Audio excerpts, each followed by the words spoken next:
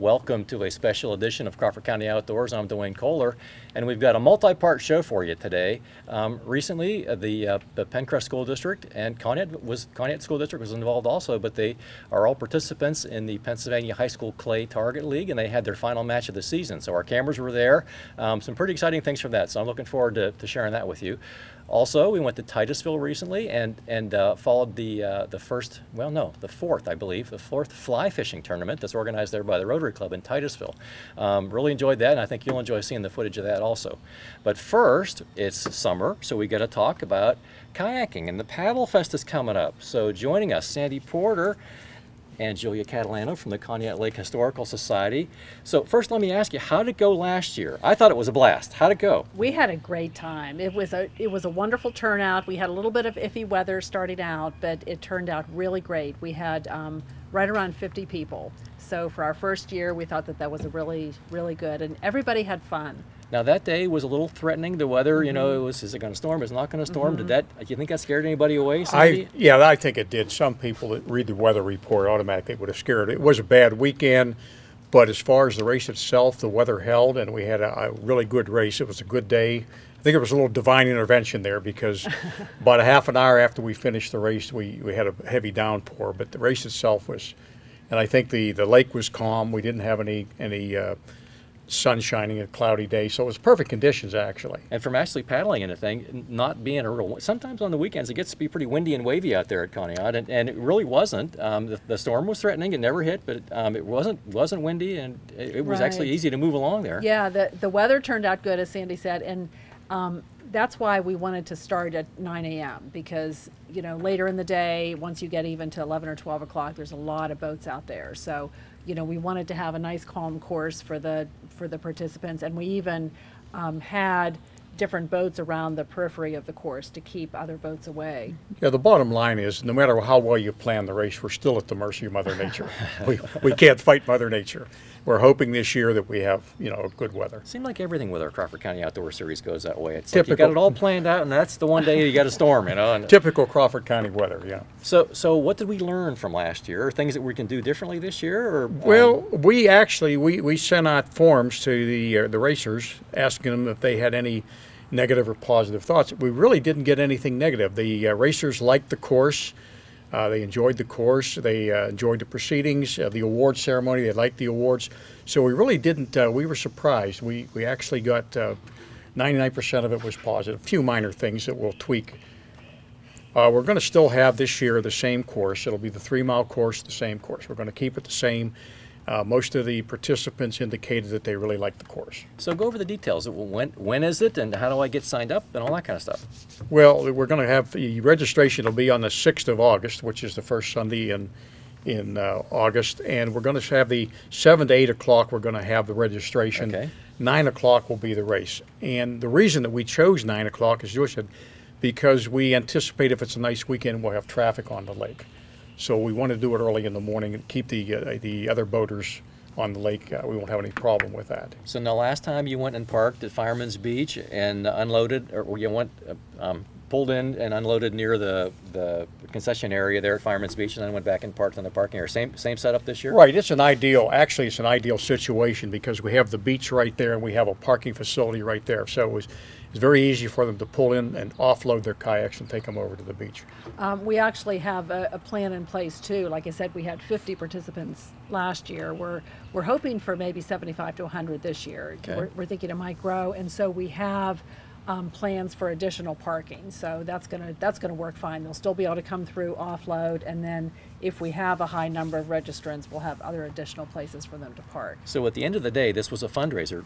Was it a positive? Did it bring in money for the Historical Society? Yes, we got a nice amount of money, and that money is used for us to be able to further establish our museum. We do a lot of work with the displays. We do a lot of outreach in the community. We do a lot of things that really help to let people know what a rich history we have in this area. I know at the ice festival, slightly Yes. off the topic, but there was a gentleman there that actually had some of the ice cutting and hauling Yeah, equipment there. yeah. What a cool thing that was. I know and some it, of the I harnesses know. that hooked up the horses and the I big saw know. to cut it with and these hooks to drag the ice blocks, whatever. Right, and It was that's the thing. fascinating. It's like the more we have, I mean, the events are a fundraiser, but they're also just a networking thing among the community so that people know we're there, to know, you know, the kinds of things we're interested in, to know that we're interested in their stories, in their, you know, if they want to donate any artifacts to us, if they want to participate in any events, you know, it really is a good thing. And one other thing that's different from last year is now at Fireman's Beach, there's a mastodon there, right? Yes. That's, Mastodon that's going to there, be which is- overlooking the start of the race this year. We may do something with that. I don't know what we're going to do yet, but we may figure out something.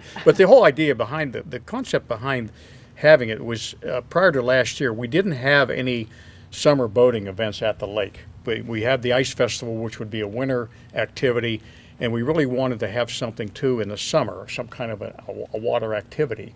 So that's we came up with the idea of the kayak because of the fact that it's becoming sort of the in thing now. People are really getting into kayaking. Let's take credit for that with Crawford County Outdoors since we've That's had right, a bunch yes. of. So we'll take Yes. credit. Well, for I think that. there was a lot of response from the program you did last year. Okay, good. And we get a lot of people come up to me and say, well, beginners, I don't know how to race, I don't race. And we try to emphasize, Julie and I both have tried to emphasize, don't look at it as a race, just come and do it.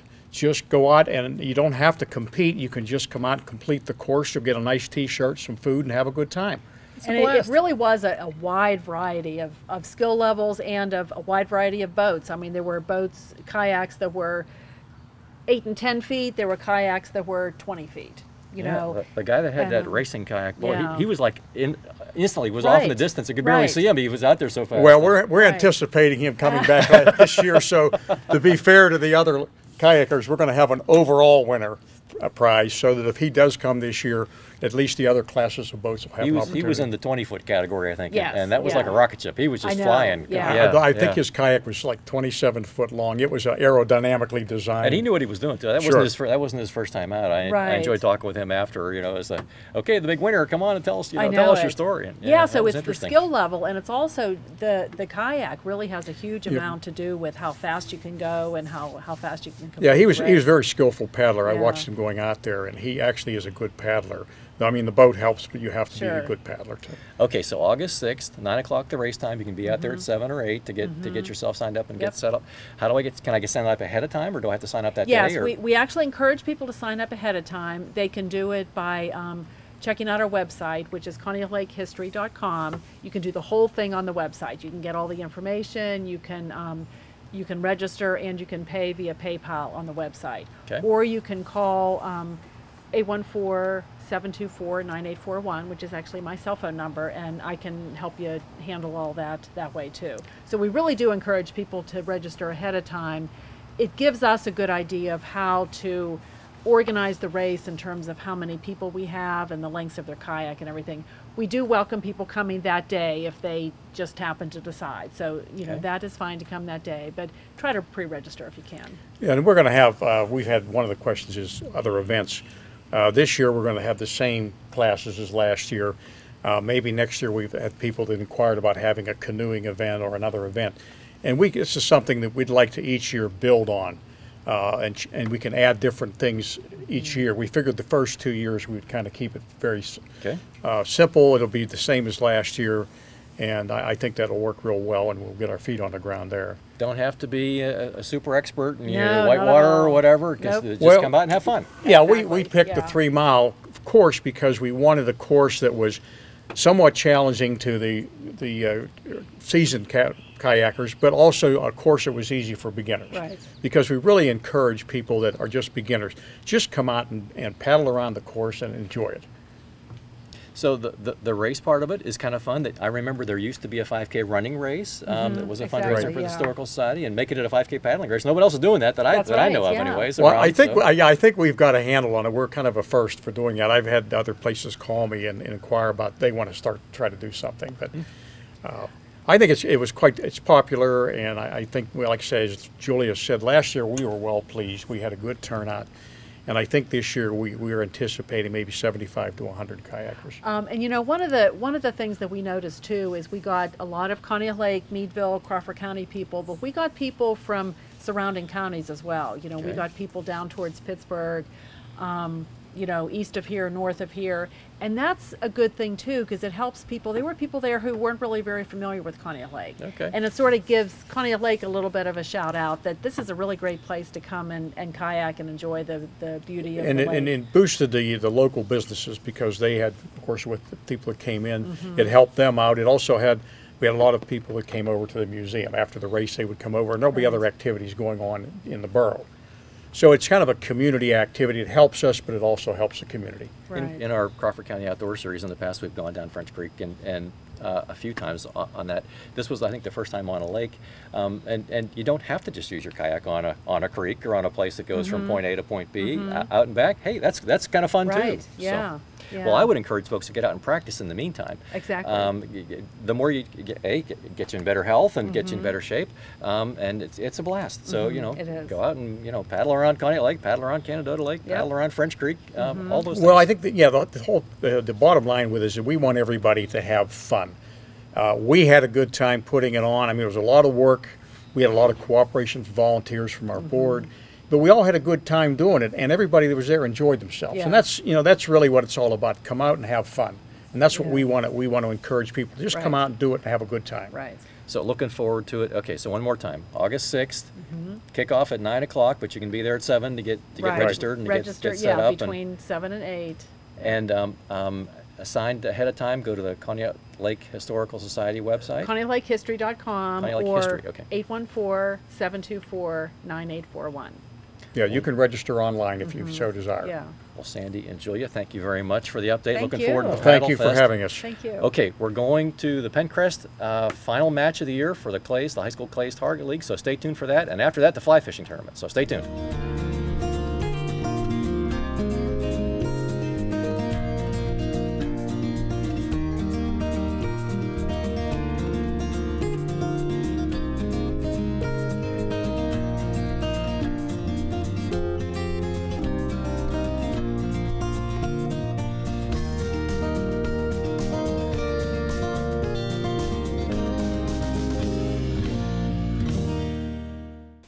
Well, we're here at the final event here for the Pennsylvania High School Clays League. So let's ask you to introduce yourself and talk about your squad here this year. Let me just pass that to you. Okay. My name is Mark Mallard, and I'm the coach of the Maplewood kids. We work over at Black Ash. It's been a pretty trying year this year because with the weather and everything. We've had terrible weather, but we fought through it. You know, a learning curve, so it's been fun. Okay. How are your kids doing?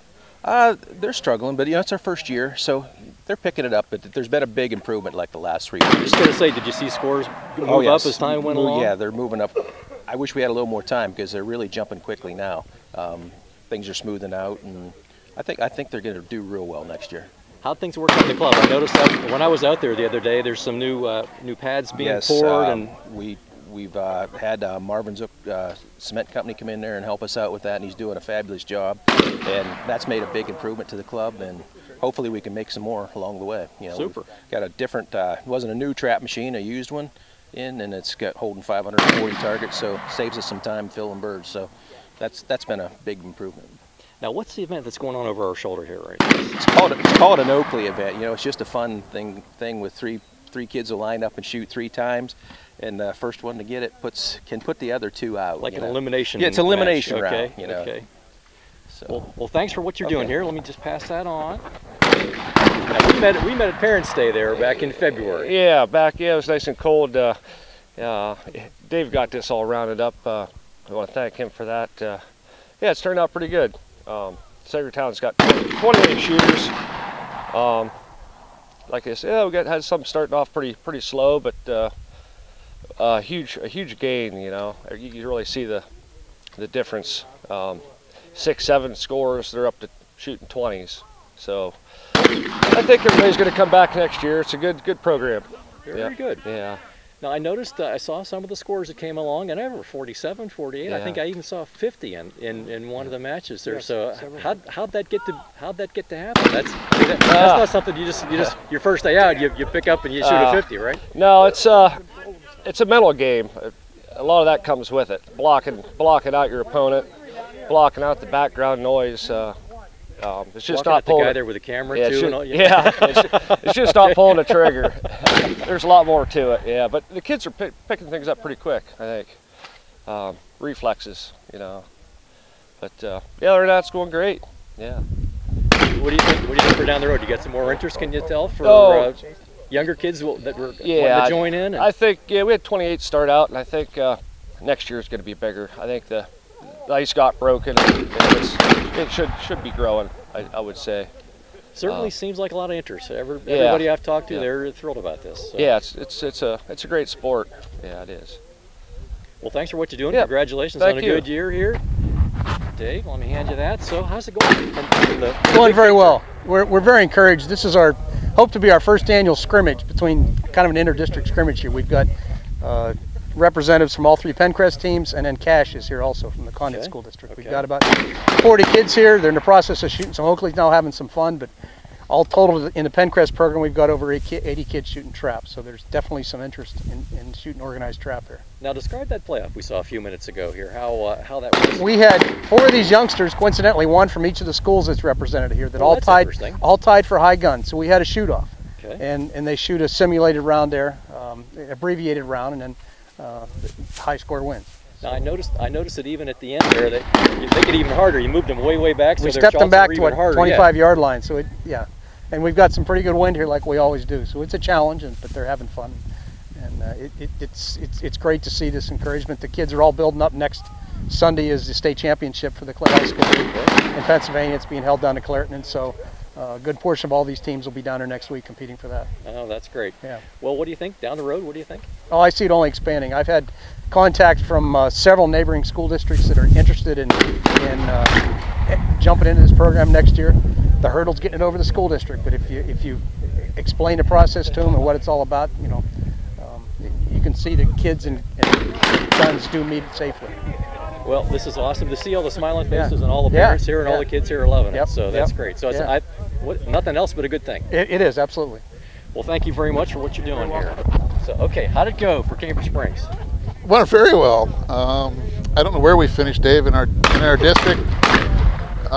In our conference, I think. In our conference, we were third. So that's good for our first year getting into this. Yeah. I was watching over some of the kids' shoulders. I noticed some real intensity there. They were really into this year. Yeah, it's an intense sport. Now, was it like that at the start of the year, and then it kind of built up, or was it like that after that? No, I don't. At the beginning of the year, I think the kids didn't really know what they were getting into, but the more they shot, the more intense it got for them because they constantly want to do better. And so, yeah, it's good.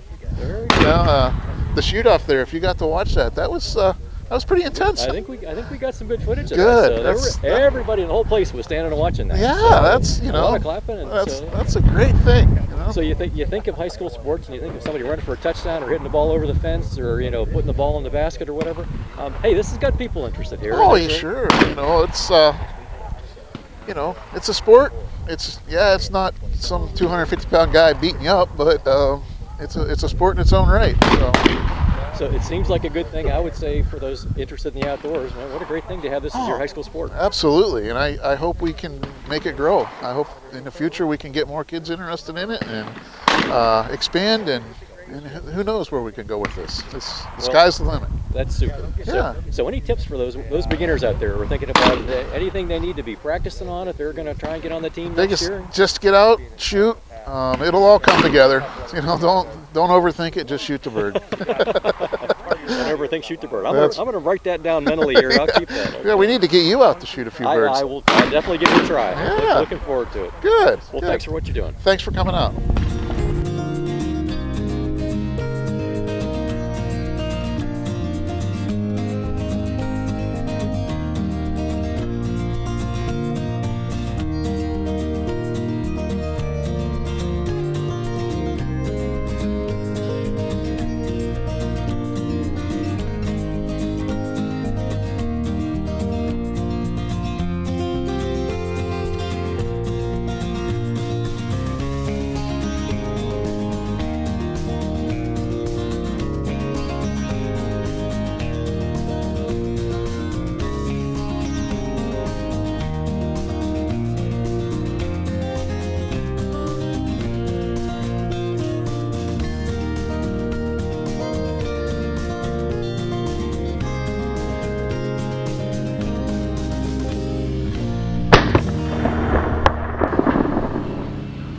joining us now, Al Berkertson. Al, Hey, how you doing? what a wonderful event you put together here. Tell us about you and tell us how this all got off the ground. Okay, my name is Alfonso Rickerson. I used to be the president for Rotary. About 5 years ago, we were thinking about a fundraiser. So, through some suggestions, and I met a gentleman down in the Orvis shop right out of King of Prussia, and he told us that he gave a fly fishing tournament. So I gave it some thought, and halfway between that tournament, I decided we should try it. Our first year, we only had 4 anglers out there, but it's grown ever since. So how many this year? We had 15. Okay.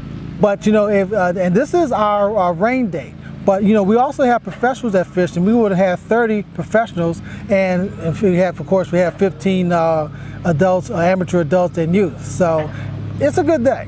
So there's another whole component of this that I was really surprised at, that I wasn't expecting. All kinds of kids here and educational things for them and going on. Talk about that if you would. Okay, great. I'm glad you asked about that. A couple of years ago when we gave the fly fishing tourney, a lot of people brought their kids down and it wasn't enough for them to do. And so I said, we have to put down something that we do for the community. So this is our first community day. So our partners at the local Titusville Middle School, they want to do the science day at the same time, so we just combined them and said, come on down, we'll feed you and you'll learn some things, and you have a kiosk. You have a kiosk, a lovely kiosk from Pennsylvania Boat and Fish Commission. So this is our first community day, and I think it went pretty well. So I know I kind of followed some of the kids around for some of the classes. At first they were learning about some of the organisms that are in the creek. Talk about that if you would. Oh yeah, Mike Reynolds, the science teacher at the middle school, is very good. He makes every experience a scientific experience. So what they'll do is they'll go out there with their screens, go in the creek, look at the organisms, and they'll identify it, and he'll teach from there. That's a lot better than teaching from a textbook sometimes. He was having the kids kicking, holding the screen like you mentioned, and kicking around and using nets and whatever and picking stuff up. And I was learning from him too. There was a lot. Now, are those things going to be used for bait later on? Those organisms? This is an artificial lure area. So what they'll do at most is that they'll try to simulate a lot of the bugs that the fish are eating. Okay. So you use artificial lures, and we don't want to use actual live baits. That's a no-no. Okay. Now the Oil Creek here, it's a catch and release area? Yes, it is. Okay, so what kind of fish are being caught? Usually you're catching rainbow trout, and also you're catching brooks. Now, I noticed some of the guys, when I was following the kids around, I noticed some of the guys fishing in the background were pulling a few out, and they would throw their line upstream and just kind of let it float, let it float, let it float, and then, we're reeling them in. Talk about the techniques involved with fly fishing. What you want to do, because you're emulating how a bug will act, of course you put your bug right, you cast your fly on the water, and the fish will see it and they'll go to it, and as soon as it bites it, because some of these some of our fly fishing rods are so light, you'll feel it, and then you just pull up on it, what you call setting your hook, and then you just reel it in. So the equipment that you need for fly fishing, different than the ones that I remember myself as a kid, the Zebco with a little button you push and you let the button go. It's a little bit different. I mean, a lot of people, if they fish from the stream, but what you want a lightweight fly rod, and you also want a reel, that you can just, pull it out there a little bit, because it's a little bit different than the Zebcos that you use, a net of course, and you have to have some artificial flies tied. And we have some great guys doing that here today.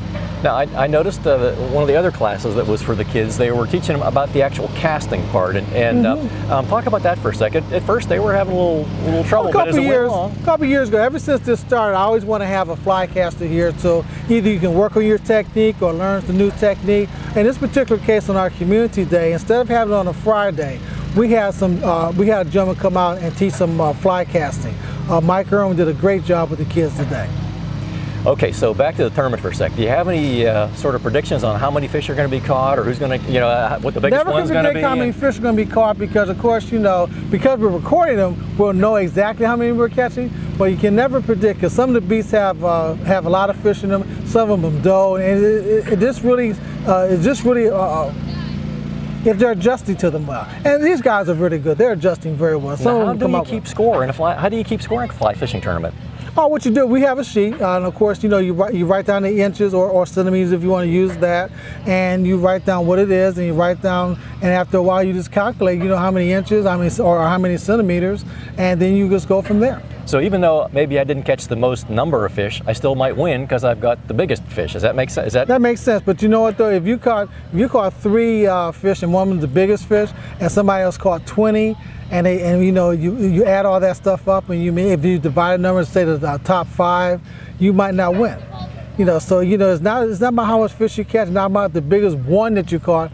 It's about being consistent. The total. It's the total. Okay. It's the total. No, I did notice a trophy over there. I want to hopefully we can get a picture of that. A trophy over there. Now, talk about that for a second. It's well, you know what? It's impressive. legendary that if you're an angler, if you're fishing, you're going to always brag about the largest fish that you took. Well, what we do, we have the largest fish trophy. And that we get that from a Fisherman's Pride. My friend Greg makes that, and Gregor, and that's what it is. It's a beautiful trophy, and that goes home for the one that gets the biggest fish this year. They take that home. They don't have to pass it around. That's theirs. Not like the Stanley Cup that you bring it back and you get your name on it. No, okay, you get to keep that one. You get to keep that one. Memory forever that you won the memory forever. The biggest But we fish. do have a traveling rod in the journal. Okay. The winner gets the traveling rod. Plus, they wouldn't rod themselves, but they get the traveling rod and a journal, so they'll fish with that and put where they've been and everything like that. And hopefully, after 1 year, they'll bring it back to us and we bring it on to the next winner.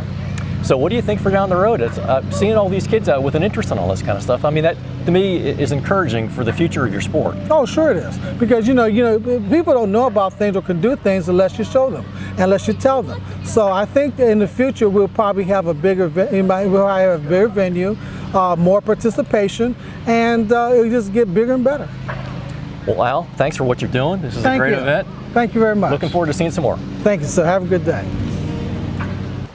And joining us now, Mike Reynolds. Mike, what a cool event going on here today. I was listening over your shoulders as you were teaching some things to the kids. Talk about that, if you would. So today we brought the kids down to talk a little bit about stream life specifically, and we do a kind of neat project in school that involves raising trout from the Pennsylvania Fish and Boat Commission. So the trout we raise, we get them in November, and today was our big release day. Well, on top of that, thanks to Rotary Club, we're able to come down and release these trout with the fly fishing tournament going on. So really fly fishing is all about mimicking the macroinvertebrates that we study in science class, which is kind of neat.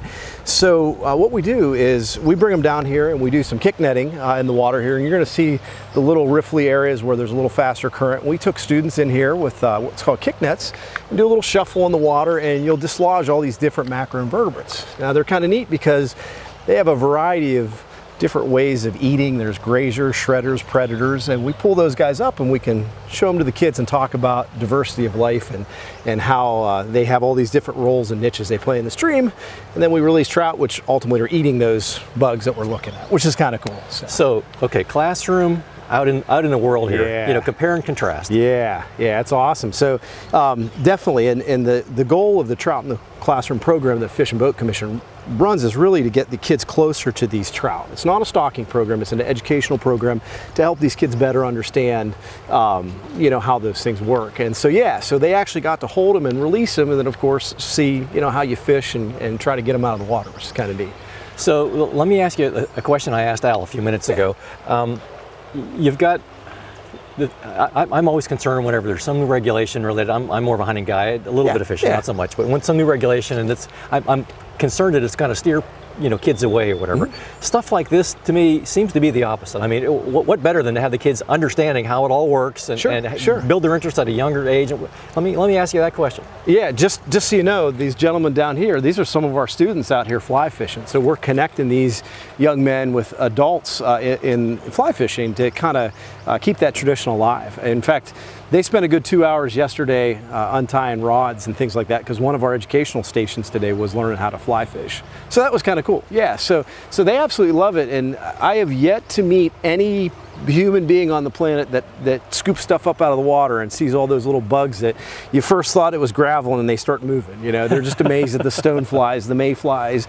And from the science side, it's really neat here for us to talk, because you know, this is a really good stream. You know, bugs are the best chemists on the planet Earth. So if we have mayflies, caddisflies, stoneflies, we know that's a sign that the creek is in really good condition. You know, you can do all the chemical tests you want, but those creatures won't be living here unless the water's clean. That's a catch and release program. I heard that. I heard that from Al. And I've heard people say in the Outdoor Channel, well, if you want your dinner, you got to figure out what your dinner is, right? Exactly. Yeah. Tell that story if you would. Here. Yeah. Well, and that was a lot of fun. One of the guys fishing in the tournament that knows way more about fly fishing than me, he came up and he said, "Hey," he said, "what'd you guys catch?" You know, because that's what they're fishing with. And we talked. We said, "Well, we had some stone flies," and everything I mentioned, he pulls out a fly that he tied that matched what it was we were looking at. And then I said, "Oh, we found a larval form that had just molded, so it's pure white." Maybe I made this really nice fly, but if it's not what's here, exactly, don't even bother, because the fish aren't going to eat it if it's not something that's naturally here. Yeah, and they might be here today, but not be here next week or next month or whatever. Based on that life cycle, because some of these creatures we're looking at will live in the water 364 days out of the year, hatch one day, and die. In fact, some of them hatch and don't even have mouths when they hatch, and that's it. So then they go back into those larval forms again. So yeah, that's the challenge of the sport of fly fishing.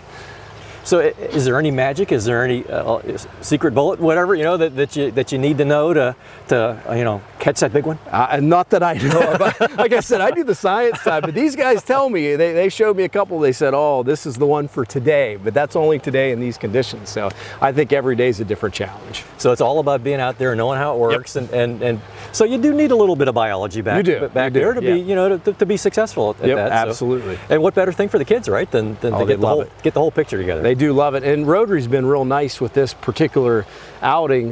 You know, they have some nice things for the kids that they did for them when they came out here, some different gear and stuff so that they can be successful, like this guy right here. So it's just pretty awesome. So. Slightly different question here. The Oil Creek itself, it's kind of unique in that everyone, I mean, including me, you think oil, ooh, that's not going to be good for the water. Right. How is it that there's lots of fish here in a creek that was known? I remember my family's had a place at Conneaut forever and ever, and you know, that's where the Oil Creek, isn't that where it starts? I think so. I believe so, yeah. Yep. And the story was, you know, the natives would sop up the oil off the top of the water and use it for lanterns and, you know, for cooking and whatever. Yeah. How is it now that it's clean enough to have like healthy fish, you know, swimming around? Yeah. So I guess time heals all wounds, right? I mean, so it's been a while. If you go over there at Drake Well and talk to Mr. Bill Stump, he'll tell you all the stories about the great flood in Titusville and how there was a wall of fire coming down and they used to dam this up to transport the barrels down. And there was a lot of damage, but since then, you know, things have been cleaned up quite a bit. And I think, you know, you have a lot of bacteria, algae, and different things that work through the system that help clean those different issues up. And so, yeah, it's a pretty pristine environment. And I think that's just people being conservationists, you know, not dumping garbage in here and being wise in how they treat water. I mean, the city has done some things in the past decade or two to take care of their treatment systems to make sure that's clean. And another focus we talk about is education-wise. You know, we teach kids about what's called point source and non-point source pollution. And non-point source pollution would be where you have different sources of runoff and things people do that affect water quality. And I think people are more aware of that nowadays, you know, and they do a better job. I mean, you don't see people dumping leftover waste oil here. You know, you can go to the auto parts store and they'll take it and recycle it. So I think some of those things play into a cleaner environment too. I know a number of years ago, maybe it might have been 15 or so, 12 or 15 years ago, but at Conneaut, the cottages around, many of them were at, you know, almost right at lake level, you know, and the yards were all soupy, and they were all septic systems. Yes. Sewage system was put in, and I myself have seen loons there. I mean, my whole life I'd never seen a loon before. You know, they're the Conneaut Lake now. You know, so there's something to that. You know. Well, we talk about, for example, at some point, it was more than a decade, you know, your storm systems in the city of Titusville used to be connected to the sanitary sewer systems. So if it rains, think about the volume of water it's all going through that, and they can't handle that. So one of the projects then the city undertook was to separate those out. You know, so now your sanitary system and your stormwater systems are separate entities, and that makes a huge difference in what's going into the streams. Well, Mike, this is a really cool thing that's going on here today, and thanks for being with us on Crawford County Outdoors. My pleasure. Absolutely. Jennifer Snyder. Well, yes. Jennifer, welcome to Crawford County Outdoors. Tell us about the event today, all the things that go on to make this happen. Okay, well, I'll start off. I am the president-elect for the Titusville Rotary Club, and which means for 2017-2018, I'm going to be the one that's in charge of There you go. getting everything facilitated. So this year I was kind of behind the scenes, learning as much as I could. So a lot of it really has to do with talking to the sponsors and figuring out who's going to donate what, and Now, you probably had to recruit some volunteers, I'm guessing, to come out to make it work. yes, actually, we rely a lot on our local Titusville Rotary Club. We also have some great resources available to us because we have a Rotary Interact Club that was just started this year. And then we also have a program through the Titusville Middle School where the students go to Wallops Island. And so they're very, in fact, we had a bunch of them down here today. They were investigating, you know, all the life in the creeks and, you know. So we have a wide array of volunteers to help on the day. Talk about the sponsors for a second. How many did you have? How'd that all get worked out? Oh, all the sponsors that we have, they're right here. On your back. They're okay. yeah, we do I t-shirts. see Oil Creek Plastics, the Moose Lodge, Yeah. Great Eastern Cutlery. We did a show with Great Eastern Cutlery a couple of years ago.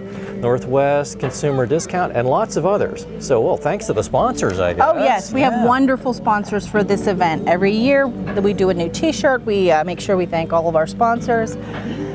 And you know, different levels of sponsors. We have people that donate stuff for prizes. We have Titusville Dairy donates, you know, water and juice and different things. A lot of our Rotarians, they donate things. We have a Chinese auction this year, and a lot of that stuff was donated by Rotarians and some local businesses.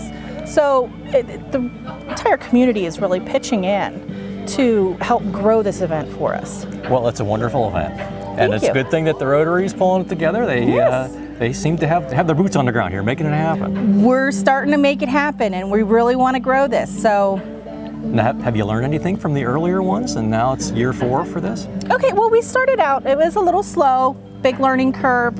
We brought in Trout Legend to help us get the professional end of it started. So Trout Legend handles all the pros, and our local club handles the amateur youth side of it. Okay. So eventually we hope to grow it even more. Very good. So Well, what a nice event, Jennifer. Thank Thank you for you. what you're doing here. It's a very nice event for the area. we love it.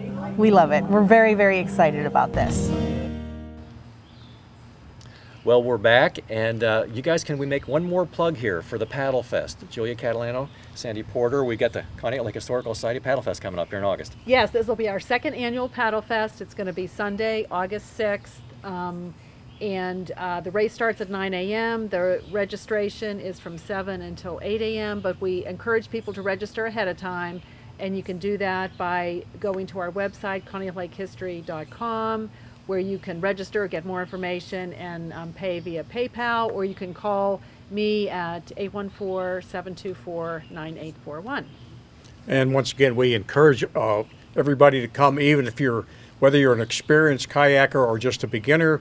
If you're a beginner, come and just do the course. You don't have to compete. Have a good time. We're going to have some really nice T-shirts this year, and food, and just have a good time. We'll have Yep. music and other things going on. So one little update in addition on our other topics that we talked about today. On the PENNCREST group, the Sagertown team ended up qualifying for the state championship event in the trap shooting and came in third. Their first year of starting this, a brand new sports program, and they're third in the state. So congratulations to Sagertown. That was a great thing. A lot of interest in that, so I was really excited to be part of that. Yeah. Thanks for the folks from Titusville Rotary that organized the fly fishing tournament. That was a lot of fun, and I know a lot of kids got a lot of education out of that, and the fishermen had a great time with that too. So especially thanks to the folks at home for joining us on Crawford County Outdoors today. We'll talk to you next time.